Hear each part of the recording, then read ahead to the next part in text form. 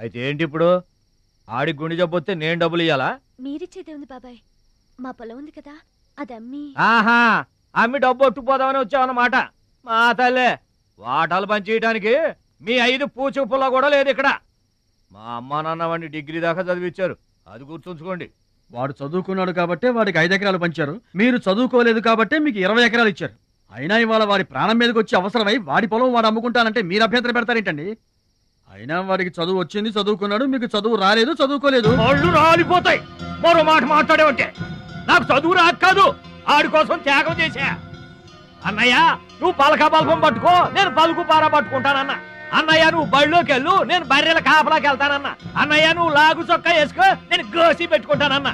ఇలా ఆడి కోసం త్యాగాలు చేయబెట్టాడు, చదువుకొని గొప్పడు అయిపోయాడు. ఇంకా ఆడి కోసం త్యాగాలు చేసి నా పెళ్ళం పిల్ల రోడ్ల మీద అడుక్కు తినమంటావా? చెప్పు చోమహా. అలా అంటావేంటి బాబాయ్?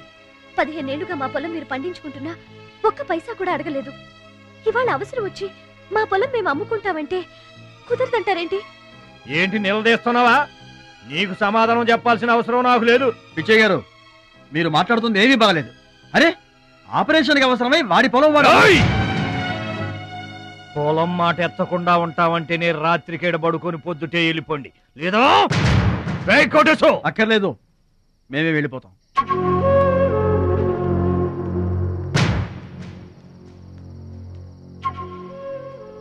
మీరేం బాధపడకండి, ఊరేం గొడ్డుపోలేదు. అమ్మా మహాలక్ష్మి, మీ నాన్నకి మీ బాబాయికి రాముడికి రావణాసురుడికున్నంత తేడా ఉందమ్మా. చట్ట ప్రకారం ఈ పొలం మీదే, దాన్ని మీరు ఎప్పుడైనా ఎవరికైనా అమ్ముకోవచ్చు. కావాలంటే మేము కూడా సాయంగా ఉంటాం. ఏంటి మీరు పంచాయతీ ఎట్టగానే పంచాయతీ అడిచిపోయి పరిగెత్తుకుంటా వచ్చి మీ కాళ్ళ కడబడతాం అనుకుంటున్నారా? ఏయ్, పిచ్చి పిచ్చి వేసారంటే పొలంలో కలుపుని తీసినట్టు తీసి అవసరం మారేట అనుకుంటున్నారా? పిచ్చియా, నోరు జారుతున్నావు. నోరు జారటం కాదురా, మధ్యలో ఎవడైనా మాట్లాడాడంటే మెడకాయలు తెగిపోతాయి. ఏంటండి మరి అన్యాయంగా మాట్లాడుతున్నారు?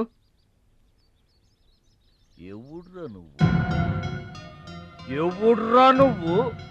ఇది మాకు సంబంధించిన విషయం. మధ్యలో మాట్లాడటానికి ఎవడివిరా నువ్వు? మీరు మర్యాద లేకుండా మాట్లాడుతున్నారు. మర్యాద ఎక్కువ ఇచ్చాను కాబట్టే ఇంకా ఈ ఊళ్ళో ఉన్నారు.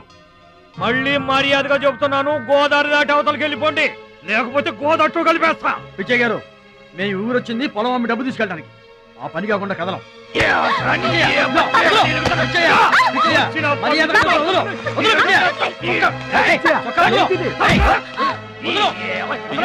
తప్పు చేస్తున్నావు. నువ్వెవడ్రా చెప్పటానికి? మనిషిని రా పశువా. నాన్న మీదే చేసుకుంటావరా?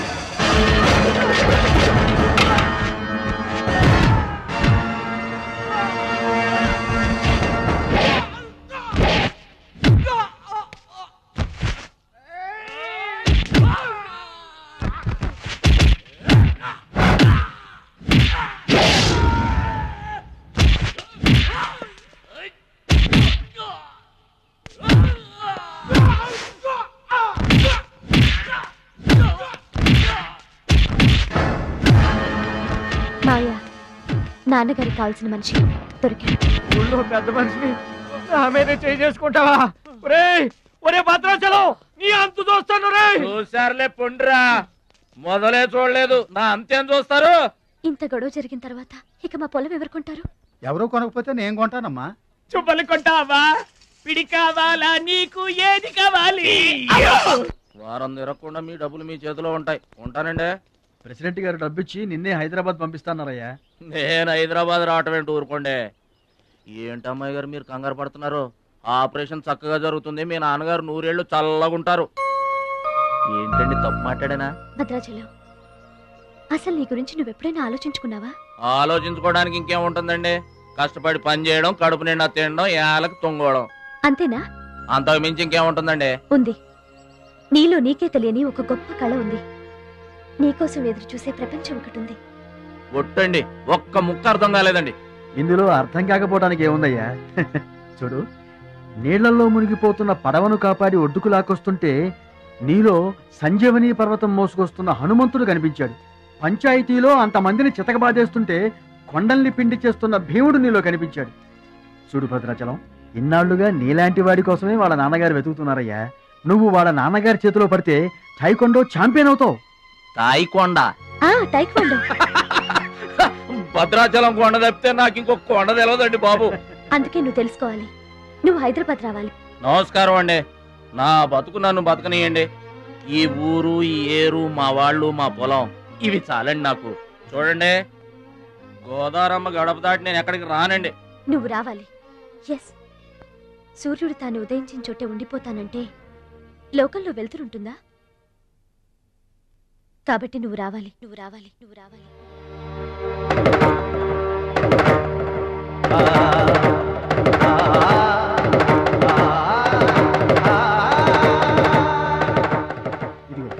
ఇది మా అడ్రస్ కార్డు. నువ్వు ఎప్పుడైనా రావచ్చు. ఏమా బయలుదేరదాం?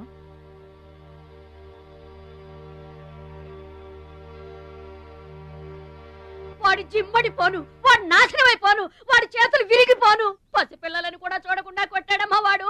వాడి కొంప కూలిపోను. మింగడానికి మెతుకులేని పొండాకోర్లు నా మొగుడిని కొడతారా? వీళ్ళు నాశనమైపోను. పుట్టింట్లో కూడా పడని తిట్లు ఎదిరింటోళ్ళతో పడాల్సి వచ్చింది. నాకు ఈ కర్మ ఏంటండి? మిమ్మల్ని తేలిగ్గా వదలను. నా తడక ఏంటో చూపిస్తా. మీ అంతు తేలుస్తా. మర్డర్ కేసులో ఇరికించి మిమ్మల్ని అందరినీ బొక్కలో ఇస్తానే అనుకుంటున్నారా?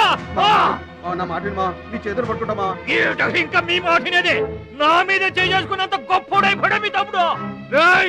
నా దిగువ పొలమే మీదే, అది గుర్తుంచుకోండి. నేను గట్టు బిగించానంటే పొట్టు నీళ్లు కూడా మీ చెవులోకి రావు.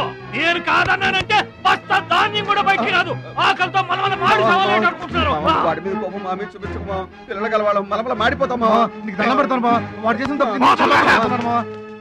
సావగొట్టి చెవులు మొయ్యటం అంటే ఇదే. ఆడు కాళ్ళు ఎరగొట్టమును, మీరు కాళ్ళు పట్టుకొని బతుకులాటమునా? ఏటని ఈ అబ్బా నాటకాలు ఆడుతున్నారా? వాడే వస్తున్నాడు కదమ్మా, వారి చేత నీ కాళ్ళు పట్టిస్తామా?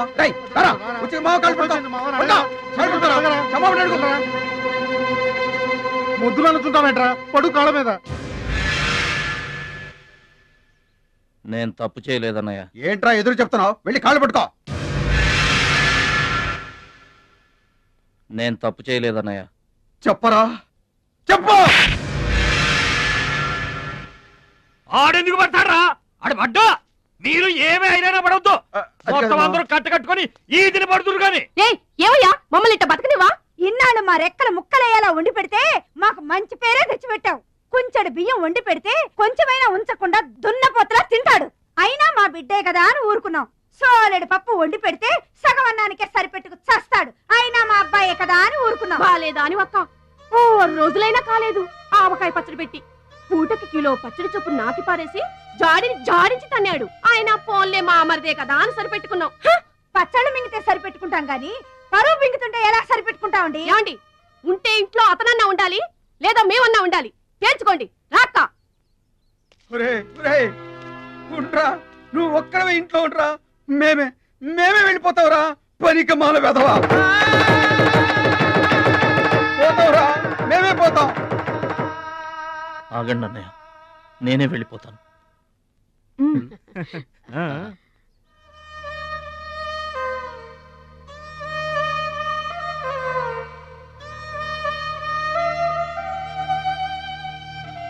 ఆగో, ఆ సూట్ కేసులో ఏం తీసుకెళ్తున్నారో చూడండి.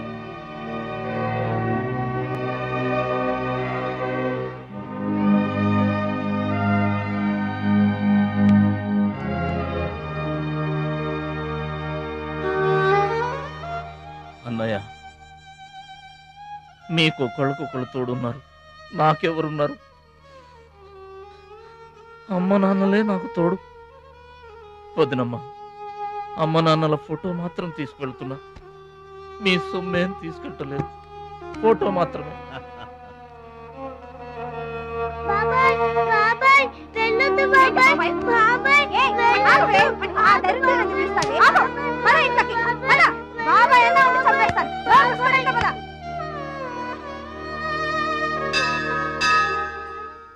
చిట్టమ్మా, నా కోసం ఎవ్వరూ రాకపోయినా నువ్వు వస్తావని నాకు తెలుసు, అందుకే ఇక్కడ కూర్చున్నా. ఎక్కడికి వెళ్తున్నావు చిన్నాన్న? పట్నానికమ్మా. నీ దగ్గర డబ్బులున్నాయా? నా దగ్గర డబ్బులు లేవమ్మా. పట్నం వెళ్తున్నానుగా, బోల్డ్ అని డబ్బులు తెచ్చిస్తా నీకు. ముందు వెళ్ళడానికి లేవు గాని వచ్చిన తర్వాత ఇస్తాడంట పెద్ద.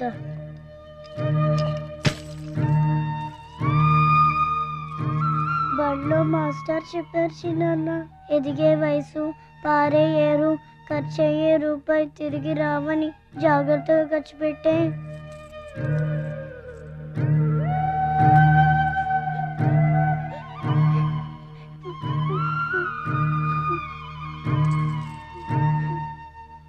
పట్నం నుండి నీకేం తీసుకురాను?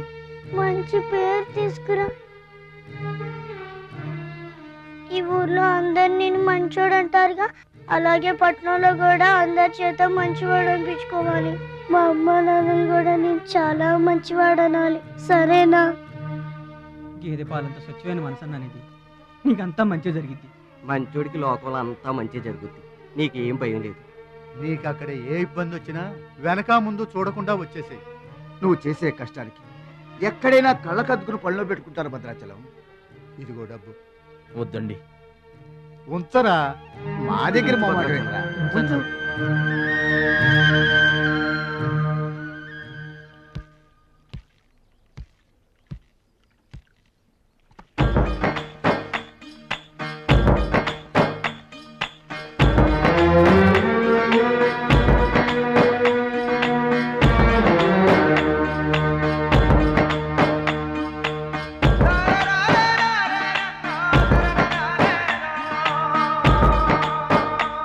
భద్రాచలం అని ఒక కేకేస్తే చాలు, మెరుపల్లే వచ్చేవాడు, ఓ మాయల్లే వచ్చేవాడు, వచ్చి మమ్మల్ని కాపాడేవాడు.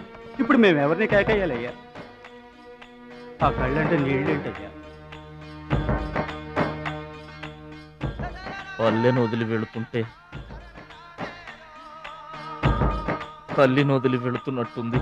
భద్రాచలం అయిన వాళ్ళు వద్దనుకున్న నోరు లేని జీవాలు నిన్ను వెతుక్కుంటూ వస్తాయి.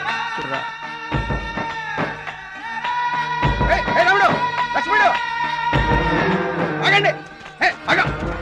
రాముడు, లక్ష్మణుడు, బాబాయ్.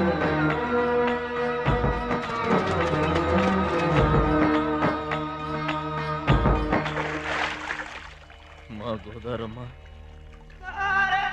పుట్టి బుద్ధెరిగిన తర్వాత మొట్టమొదటిసారిగా ఊరు దాటి వెళుతున్నా. అయిన వాళ్లే అవమానించారు, పనికి మాలిన వాడినన్న పేరు మోసుకు వెళ్తున్నా. రే భద్రాచలం, నువ్వు చాలా గొప్పోడివిరా అని మా వాళ్ళందరూ అనుకున్న రోజునే మళ్ళీ ఈ గడ్డ మీద కాలు పెడతా. అప్పుడే ఈ నీళ్లు మళ్ళీ తాగుతా. దీవించమ్మా.